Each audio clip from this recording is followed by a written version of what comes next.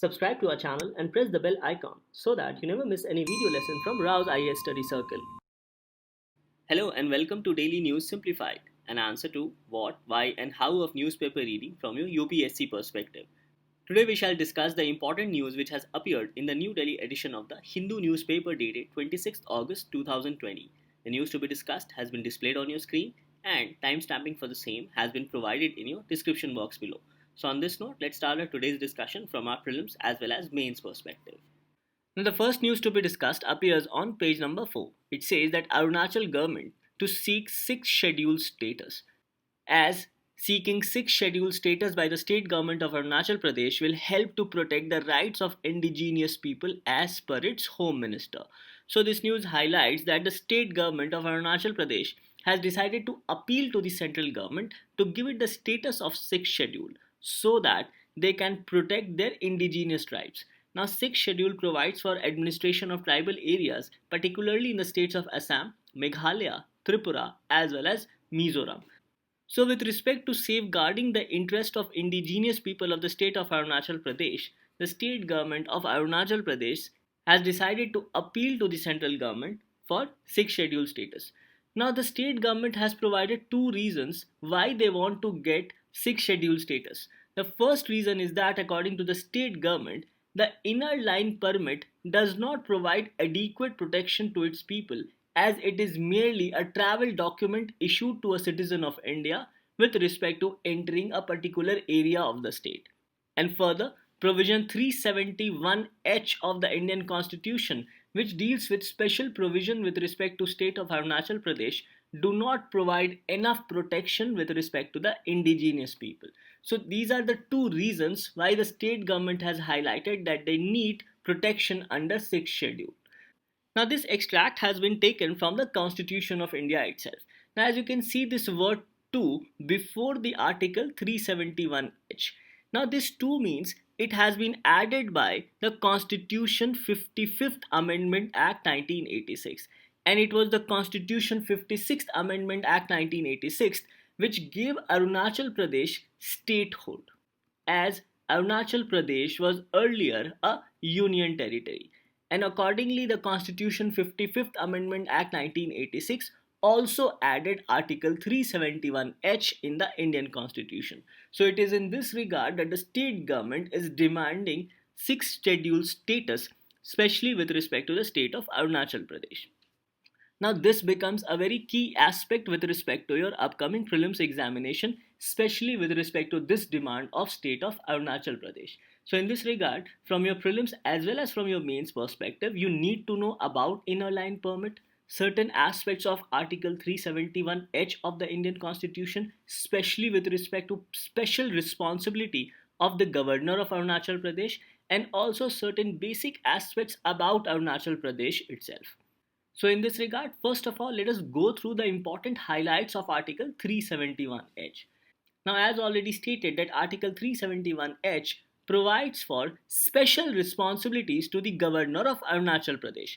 So it says that the governor of Arunachal Pradesh shall have special responsibility with respect to law and order in the state of Arunachal Pradesh. And in the discharge of his functions in relation with respect to law and order in the state of Arunachal Pradesh, the governor shall, after consulting the Council of Ministers, exercise his individual judgment as to the action to be taken. So somewhere the governor of Arunachal Pradesh also has discretionary power, especially under Article 371H of the Indian Constitution, with respect to his special responsibility with respect to law and order in the state of Arunachal Pradesh. So this aspect of Article 371H becomes very important, that in order to discharge the special responsibility by the governor of Arunachal Pradesh, especially with respect to law and order in the state, he shall discharge his functions after consulting the Council of Ministers, however, may exercise his individual judgment as to the action to be taken in such regard. And Article 371H has been added by the Constitution 55th Amendment Act of 1986. So these become some of the important aspects with respect to Article 371H itself. Let us also go through the other part of Article 371H itself, with respect to the powers and functions of Governor of Arunachal Pradesh. Now let us also understand the remaining provisions with respect to Article 371H of the Indian Constitution. As you can see, it provides for two proviso clause. Let us understand this proviso clause in detail. Now the first proviso clause says that individual judgment of the governor, especially with respect to law and order situation in the state of Arunachal Pradesh, shall not be questioned. So the provision says that provided that if any question arises, whether any matter is or is not a matter on which the governor is required to exercise on his individual judgment, the decision of the governor in his discretion shall be final, and the validity of anything done by the governor shall not be called in question on the ground that he ought or ought not have acted in exercise of his individual judgment. Now, the second aspect highlights that if the President of India is satisfied that the Governor of Arunachal Pradesh does not need this special responsibility any further, then the President can take away the special responsibility of the Governor, especially with respect to law and order, in which the Governor exercises individual judgment or judgment in his discretion. So, this provision highlights that provided further that if the President, on the receipt of a report from the Governor or otherwise, is satisfied that it is no longer necessary for the Governor to have special responsibility with respect to law and order in the state of Arunachal Pradesh, he may by order, that is, the President may by order direct that Governor shall cease to have such responsibility with effect from such date as may be specified in the order. So effectively it highlights that if the President is satisfied, then he may take away the special responsibility provided to the Governor of Arunachal Pradesh, especially with respect to law and order in the state as per Article 371H of the Indian Constitution. So these can be said to be some of the important highlights with respect to Article 371H. It further says that the Legislative Assembly of the state of Arunachal Pradesh shall consist of not less than 30 members. So from our examination perspective, we must know these important highlights with respect to Article 371H of the Indian Constitution, that the individual judgment of the Governor of Arunachal Pradesh, especially with respect to law and order, shall not be questioned. And if the President is satisfied, then he may take away the special responsibility of Governor of Arunachal Pradesh, especially with respect to law and order. So these can be said to be some of the important highlights of Article 371H, especially with respect to special provisions with respect to the state of Arunachal Pradesh. Now the second reason as to why Arunachal seeks 6th schedule status is that the inner line permit does not provide enough safeguard to the indigenous people of the state. So in this regard, let us go through some of the special features of inner line permit. Now the inner line permit was established by the British government under the Bengal Eastern Frontier Regulations 1873, and it was done mainly to safeguard the tribals of eastern part of erstwhile Bengal. Further, this regulation is also known as inner line permit or inner line regulation. And this inner line permit as of now is applicable in the state of Arunachal Pradesh, Nagaland, Manipur as well as Mizoram. And recently, even the government of Meghalaya has passed a resolution in the state and has asked the central government to implement inner line permit in the state.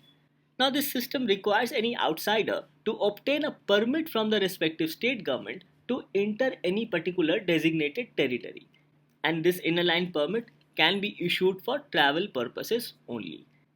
So the main objective of inner line permit is to provide special protection of the distinct identity of those people who are residing in the designated territory, and also safeguard for the peaceful existence of the indigenous people of the state where the system of inner line permit is applicable. So it is in this regard that the state government of Arunachal Pradesh has said that inner line permit as of now does not provide enough protection to indigenous people of the state. So after understanding both these aspects of inner line permit and Article 371H, let us go through some of the important highlights about the state of Arunachal Pradesh from your prelims as well as mains perspective. Now, as you can see in this map, that Arunachal Pradesh is bordered by Bhutan, China as well as Myanmar. So these are the three countries which borders Arunachal Pradesh. Now, as already mentioned, that the state of Arunachal Pradesh came into being through the 55th constitutional amendment. So in this regard, you should know that Arunachal Pradesh became a full-fledged state in February 1987 through the Constitution 55th Amendment Act of 1986. And this amendment also added Article 371H to the Indian Constitution, which we have seen earlier. Further, till 1972, Arunachal Pradesh was known as Northeast Frontier Agency or NEFA, and it gained the status of Union Territory on 20th January 1972 and was renamed as Arunachal Pradesh. Further, in 1975, on 15th August, an elected legislative assembly was constituted and the first council of ministers assumed office. And the first general election to the assembly was held in February 1978. So these can be said to be some of the important political aspects with respect to the state of Arunachal Pradesh. Now, with respect to geography, the state is surrounded by Himalayan ranges in the north, crisscrossed with mountain ranges running north-south. And these crisscrossed mountain ranges divide the state into 5 river valleys, namely Kameng, Subansiri, Siang, Lohit, and Tirap. Now, important aspect is that Kameng, Subansiri, Siang, as well as Lohit are fed by snows from Himalayas, whereas river Tirap is fed by Patkai range. Now, one of the important rivers of the state is Siang, which is also called as Sangpo in Tibet. And this Sangpo becomes Brahmaputra after it is joined by Dibang and Lohit in the plains of Assam. It further says that these high mountains and dense forest in the state of Arunachal Pradesh have prevented intercommunication between these tribes who lives in different areas or different river valleys. And isolation imposed by geography, mainly due to these river valleys, have led different tribes with several dialects to live and flourish with these distinct identities. Now, with respect to the environment, tropical rainforests are to be found in the foothills as well as in the hills in the east on the border with Myanmar, and northernmost border is covered with alpine forest. Now, these aspects becomes important if you go through these questions asked by UPSC in the year 2016 as well as 2014. Let us take up this question asked in the year 2014 first. It says, consider the following rivers: Barak, Lohit, and Subansiri. Question was, which of the above flow or flows through Arunachal Pradesh? Now here river Barak does not flow through Arunachal Pradesh, whereas we have seen that Lohit and Subansiri flows through Arunachal Pradesh. So in this the correct answer was B, that is 2 and 3 only. Now coming to this particular question which was asked in 2016, the question was, which of the following is our tributary or tributaries of Brahmaputra? Options were Dibang, Kameng and Lohit. In this the correct answer was D, that is Dibang, Kameng and Lohit all are tributaries of river Brahmaputra. So we understand that not only the tributaries of river becomes important, but also which rivers flows through which state. Now in this regard, you should know that the Brahmaputra river system can be found in Arunachal Pradesh, Assam, West Bengal, Meghalaya, Nagaland as well as Sikkim. Whereas the Barak river system can be found in Meghalaya, Manipur, Mizoram, Assam, Tripura and Nagaland, but not in Arunachal Pradesh. And this was the exact question asked by UPSC in the year 2014. Now let us also see these two questions asked by UPSC in the prelims of 2011 as well as in the prelims of 2018. The question asked in the 2018 prelims was, in which of the following states is Pakhui Wildlife Sanctuary located? Options were Arunachal Pradesh, Manipur, Meghalaya and Nagaland. Whereas this question asked by UPSC in 2011 was, the Himalayan range is very rich in species diversity. Which among the following is the most appropriate reason for this phenomena? Options were, it has a high rainfall that supports luxuriant vegetative growth. B, it is a confluence of different biogeographical zones. C, exotic and invasive species have not been introduced in this region. And D, it has less human interference. Now with respect to this question, the answer was B, that is, it is a confluence of different biogeographical zones. So this particular question with respect to species diversity in the Himalayan region becomes very important. Now with respect to the question asked on Pakhui Wildlife Sanctuary, let us go through the important tiger reserves in the state of Arunachal Pradesh. Now as you can see that the state of Arunachal Pradesh has a biosphere reserve named as Dihang Dibang Biosphere Reserve. So this becomes very important for your upcoming prelims perspective, that Dihang Dibang Biosphere Reserve is a biosphere reserve which is situated in the state of Arunachal Pradesh. Further, it also contains the Mauling National Park as well as the Dibang Wildlife Sanctuary. Further, with respect to tiger reserves, we have Kamlang Tiger Reserve Sanctuary, Then we have Namdapha National Park Tiger Reserve, as well as the Pakhe or Pakhui Tiger Reserve in the state of Arunachal Pradesh. So these informations again become critical for your prelims examination perspective. So here the correct answer becomes A, that is Arunachal Pradesh, as Pakhui Wildlife Sanctuary is located in Arunachal Pradesh. And lastly, with respect to important tribes of Arunachal Pradesh, it has 26 major tribes, namely Adis, Apatanis, Buguts, Fruso, Singpos, Mishmis, Monpas, Nishi, Sherdukpens, Teguins, Khamtis, Wanchos, Noctis, Yobin, Khambas, and Members. Now, these tribes of Arunachal Pradesh becomes important as UPSC has also asked questions based on tribes of different states. Now let us take this particular question asked by UPSC in the year 2014. The question was, with reference to Changpa community of India, consider the following statements. Options were, first, they live mainly in the state of Uttarakhand. Second, they rear the Pashmina goats that yield a fine wool. And third, they are kept in the category of scheduled tribes. Question was, which of the statements given above is are correct? Now here you need to know that Changpa community is found mainly in the Union territories of Ladakh and Jammu and Kashmir. So the first statement becomes incorrect, whereas the second and third statements were correct. That the Changpa community rear Pashmina goats that yield a Pashmina wool and they are kept in the category of scheduled tribes. So in this the correct answer was B, that is 2 and 3. So in this regard as well, these tribes of Arunachal Pradesh also becomes important for our upcoming prelims perspective. Now these aspects becomes important with respect to the state of Arunachal Pradesh. Its state animal is Mithun, state bird is hornbill, its state orchid is Rhynchostylis retusa. It has 2 national parks, 8 wildlife sanctuaries, 1 orchid sanctuary and 1 biosphere reserve, namely the Dehang Dibang Biosphere Reserve, which we have already seen. Now with respect to these information on state of Arunachal Pradesh, let's take up this question asked by UPSC in the year 2016. The question was, recently for the first time in our country, which of the following states has declared a particular butterfly as state butterfly? Options were Arunachal Pradesh, B. Himachal Pradesh, C. Karnataka and D. Maharashtra. Now in this the correct answer was D. Maharashtra, as Maharashtra has declared blue mormon as its state butterfly. So you need to know that blue mormon has been declared as the state butterfly of Maharashtra. So with respect to this particular question asked by UPSC in 2016, these informations with respect to Arunachal Pradesh becomes very important. Thus this particular topic becomes important not only from the perspective of polity but also from the perspective of geography as well as environment. With this discussion, let's move on to our next news analysis.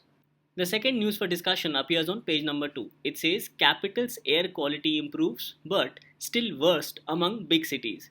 Barring Delhi, average PM 2.5 of none of the other cities exceeded safe limit. And this news is with respect to air quality of important mega cities. Now this topic becomes important primarily because of this question asked by UPSC in the year 2016. Let us go through this question to understand the importance of this particular news. The question was that in the cities of our country, which among the following atmospheric gases are normally considered in calculating the value of air quality index? So the question is asking that which of the following gases are considered while calculating the air quality index? These gases are carbon dioxide, carbon monoxide, nitrogen dioxide, sulfur dioxide as well as methane. So with respect to the air quality index, it includes PM10, PM2.5, nitrogen dioxide, sulfur dioxide, carbon monoxide, ozone, ammonia as well as lead. So we see that methane as well as carbon dioxide are not taken in the consideration with respect to calculating the air quality index.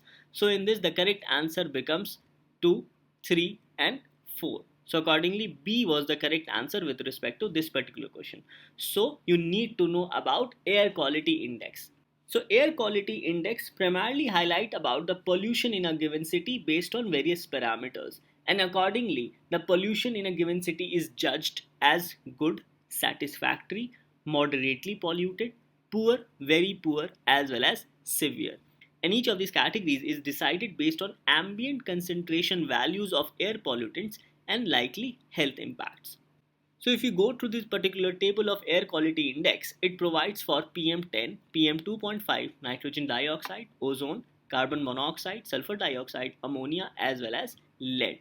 Now you can see that the categorization are good, satisfactory, moderately polluted, poor, very poor, and severe. And all these categorization is based on certain quantific value. For example, let us take up PM 2.5. Now it is considered satisfactory for PM 2.5 till the value of PM 2.5 is 31 to 60. From 61 to 90 it is considered as moderately polluted, whereas from 91 to 120 it is considered as poor. From 121 to 250 it is considered as very poor, and beyond 250 it is considered as severe. So here you need to know about PM 2.5.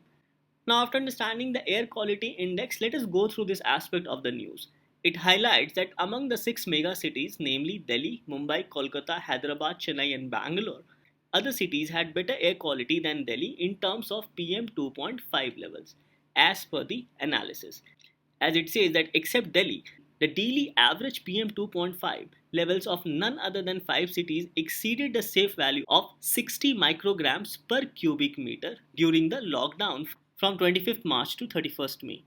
So a level of PM 2.5 beyond 60 is considered as moderately polluted up till 90, from 91 to 120 as poor, 121 to 250 as very poor, and 250 and beyond as severe.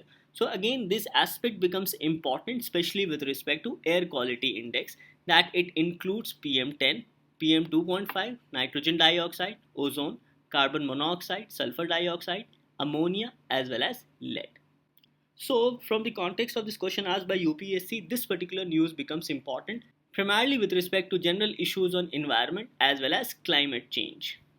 The next news appears as a lead article on page number 6. It says the marginalisation of justice in public discourse. In India today, while self interest and national glory dominate, concern for distributive justice is rare. So overall we understand that this topic or this lead article is discussing about the importance of distributive justice. Now with respect to distributive justice, what you need to understand that it is based on distribution of benefits as well as burdens, however, equally across the members of the society. And any distribution of either benefits or burdens which is not equal is not as per the principles of distributive justice. So this is what the article has tried to highlight, that the distribution of benefits and burdens should be equal across members of the society. And this framework which determines the distribution of benefits and burdens is based on economic, political and social needs of the society. And overall, this framework is also a result of human political processes, and these changes across societies and within societies also vary over a period of time. Now, this can be understood from the perspective of India as well. For example, in India, the economic order has changed post 1991 because we adopted for LPG, that is liberalization, privatization, as well as globalization. With respect to the political aspect, there has been change in political discourse over a period of time, and even a change has been witnessed with respect to the overall societal aspects of our society. So, in this regard, we understand that this concept of distribution of justice changes over a period of time. However, it also depends on the framework on which it is established. Now, with respect to India, the framework for distributive justice can be said to be the preamble of India as well as the directive principles of state policy. As the preamble mentions about justice, liberty, equality, as well as fraternity. Now, with respect to justice, it should be social, economic, and political, liberty of thought, expression, belief, faith, and worship, equality of status and opportunity, and fraternity assuring dignity of the individual as well as unity and integrity of the nation. And in this regard, two articles of the Indian Constitution with respect to directive principles of state policy becomes important. That is Article 38 as well as Article 39. Now, Article 38 says that the state to secure a social order for the promotion of welfare of the people, whereas Article 39 says certain principles of policy to be followed by the state. Now, the important part of Article 38 is that it says that state shall strive to promote the welfare of the people, and this must be done by securing and protecting as effectively as it may a social order in which justice, social, economic, and political shall inform all the institutions of national life. Further, it highlights that the state shall in particular strive to minimize the inequalities in income and endeavor to eliminate inequalities in status, facilities, and opportunities, not only amongst individuals but also amongst groups of people residing in different area or engaged in different vocations. Now, Article 39B and 39C in particular becomes important here. It says that state shall in particular direct its policy towards that the ownership and control of the material resources of the community are so distributed as best to subserve the common good. And next it says that the operation of economic system does not result in concentration of wealth and means of production to the common detriment. So let us try to understand this aspect from the perspective of Indian preamble as well as Article 38 and 39 of the Indian Constitution. So it is in this regard this article says that the structure of framework which is based on human political process is important as it impacts lives of people and also states relation with its citizens, which we have just seen with respect to the preamble of the Indian Constitution. And overall, it also impacts the distribution of benefits and burdens which are to be given to a society. Now, this aspect can be understood from the perspective of Article 39B as well as Article 39C of the Indian Constitution. So, it is in this background, let us understand the aspect of distributive justice as well as the ideas which the author have tried to highlight in this particular article. So, the arguments with respect to what kind of framework is necessary with respect to distribution of benefits and burdens becomes the whole aspect of distributive justice. Now, this framework also deals with social, economic, and political aspect, and the distribution of benefits and burdens can also have legal, moral, or ethical, or need-based aspect. So, these can be said to be the arguments with respect to the aspect of distributive justice. So overall we can say that the principles of distributive justice provides moral guidance to choose a certain political process as well as structure which provides for distribution of benefits as well as burdens in our societies. And accordingly, any principles which do offer this kind of moral guidance with respect to distribution should be considered principles of distributive justice. Further, with respect to distributive justice, it also is a concept that addresses the ownership of goods in a society. And overall, it assumes that if certain group of people have been distributed equal amount of work, then the outcome of such work which has been distributed equally must be equal. So overall, what distributive justice basically says is that if work is distributed equally, then the outcome must also be equal. And if the outcome is not equal, then there is certain lack in the distributive justice. So it is in this regard it highlights that distributive justice is absent when equal work does not produce equal outcomes or when an individual or a group acquires a disproportionate amount of goods.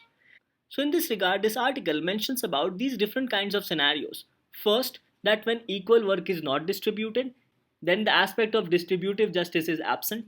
Next, when equal work is distributed but outcome is not equal, even then the distributive justice is said to be absent.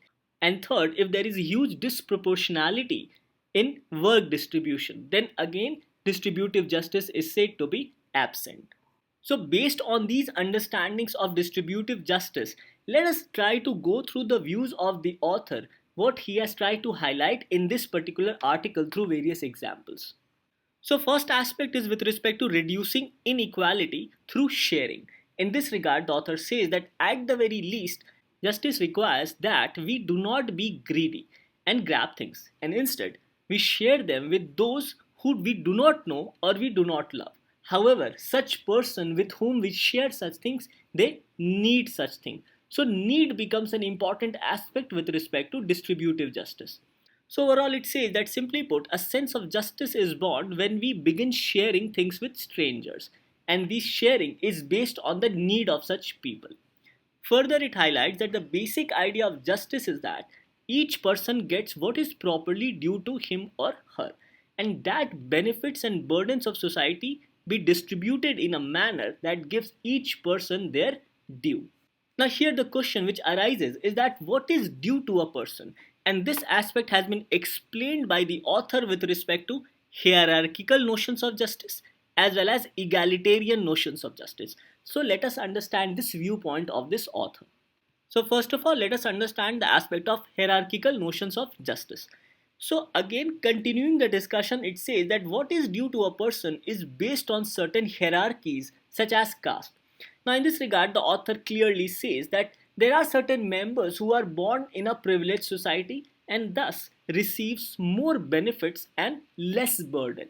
However, there are members who are not so privileged and born in not so privileged society and accordingly receives more burden and less privilege, or at times even there is an absence of privilege. So according to the author, justice requires that burdens and benefits should not be disproportionately distributed among certain sections of the society based on their hierarchy, and the hierarchy can either be that of caste or even class. So, in either case, burdens and benefits are not equally distributed.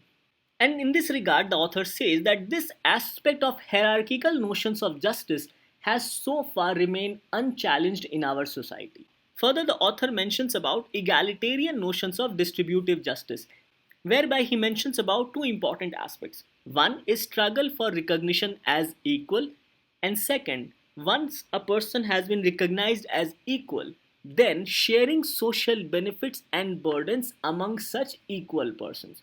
So this, according to the author, more or less is an egalitarian notions of distributive justice. Further, this aspect of egalitarian notions of distributive justice has been further explained through the principles of needs and desert by the author. Let us understand this very interesting principles of need and desert as has been highlighted in this article.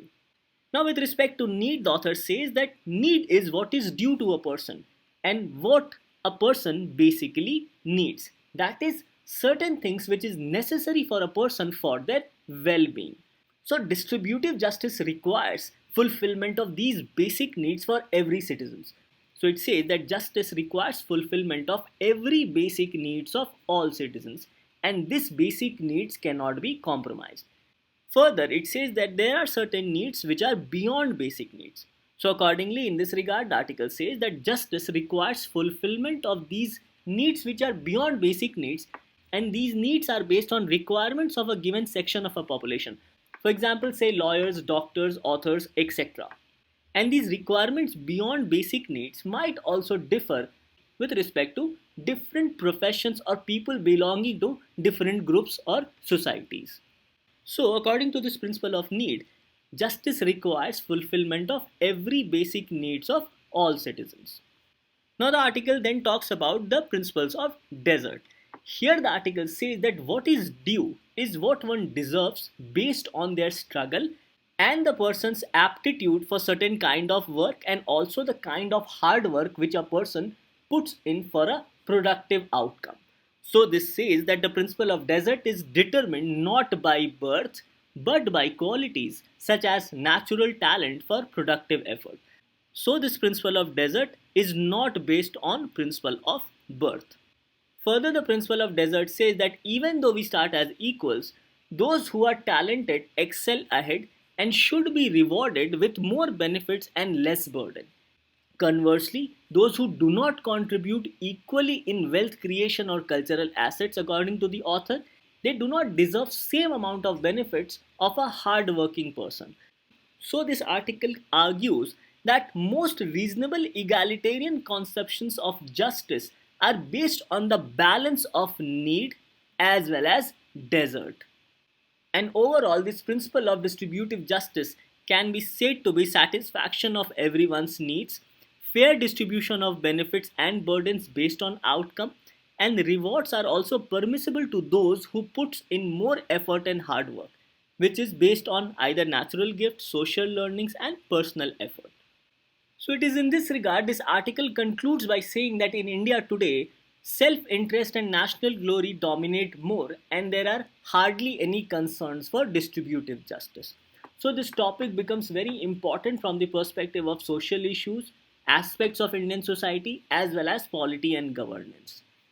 So from your mains perspective, this article gets covered under GS paper 1 as well as GS Paper 2. Under GS Paper 1, under salient features of Indian society and diversity of India, and under GS Paper 2, welfare schemes for the vulnerable sections of the population by center and states. So with this, let's move on to our next article of discussion. The next news to be discussed appears on page number 15. It says, China floats BRICS 5G base as India mulls ban. With government considering excluding Huawei from country's network, New Delhi may face a tricky choice. Now, as per this news, China has proposed the creation of BRICS innovation base, and this has been done by China to take forward the cooperation among these BRICS countries on 5G network as well as artificial intelligence. Now, BRICS countries include Brazil, Russia, India, China, as well as South Africa. However, India has expressed certain concerns with respect to this China's BRICS innovation base. So, this term becomes important from your prelims perspective, as questions may be asked in your upcoming prelims examination with respect to this particular term, namely BRICS innovation base. So, basically, this is a step taken by China for cooperation among BRICS countries on 5G network as well as artificial intelligence.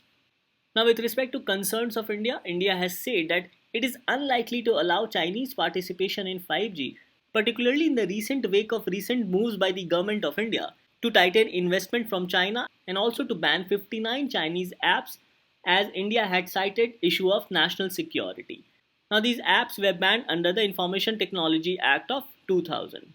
Now, the ban on 59 Chinese apps was done after the Galwan Valley clash in June, as according to Government of India, these Chinese apps pose threat to sovereignty and integrity of India. Further, Indian intelligence assessments have also expressed concerns on the possible direct or indirect links of several Chinese companies, including Huawei, with Chinese military. And also, India has made it very clear that return to normalcy with China is not possible, while tensions along the line of actual control remains unresolved.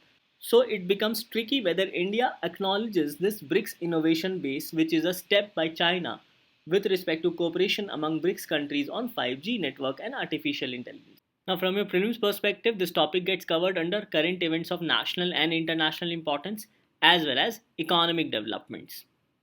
Now, the next article to be discussed appears on page number 7. It says Magnets for Manufacturing.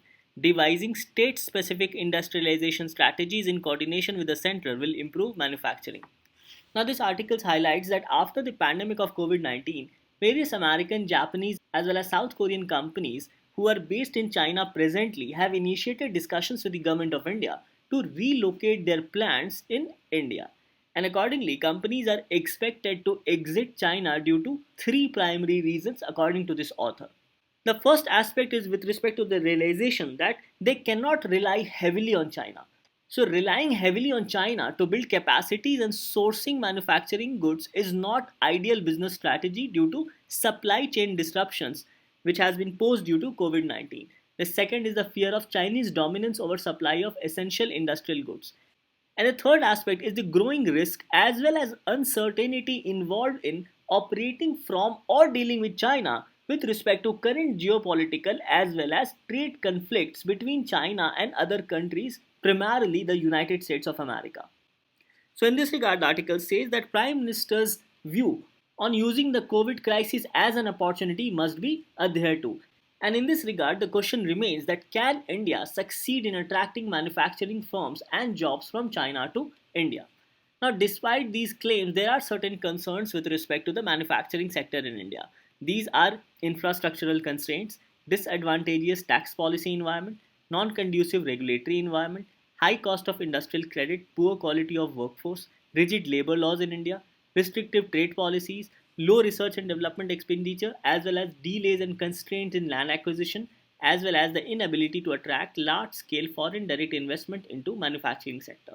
So these are still some of the concerns with respect to the manufacturing sector. And India needs to work on these aspects if they want to attract these important American, Japanese, or any other companies from China to India.